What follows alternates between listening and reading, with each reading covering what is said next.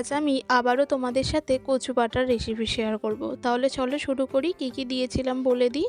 প্রথমেই কচুগুলো পনিরের মতো ছোট ছোট টুকরো করে কেটে নিয়েছিলাম। তারপর কয়েক কোয়া রসুন, সাথে দুটো কাঁচা লঙ্কা দিয়েছিলাম। ঝালটা তোমরা অবশ্যই তোমাদের প্রয়োজন মতো দিয়ে নিতে পারো।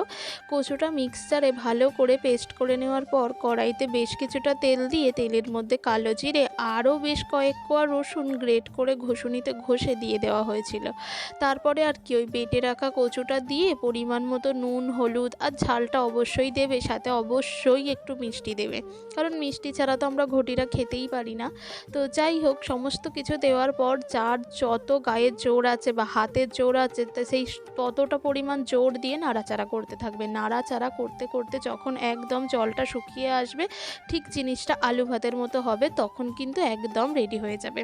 তোমরা চাইলেই এটা বাড়িতে করে খেতে পারো, খেতে খুবই সুস্বাদু হয়। আর যেহেতু এটা একদমই আলু ভাতের মতো হয়, তাই খাওয়ার সময় মনেই হয় না যে কচু খাচ্ছে, আর গলা ধরার ব্যাপারটা তো থাকেই না। যাই হোক, ভীষণ ভালো হয়েছিল এই কচু ভাতেটা। তোমরাও একবার এইভাবে ট্রাই করে দেখতে পারো। এই কচুটা দিয়ে অন্তত গরম ভাত খেতে ভীষণই ভালো লাগবে।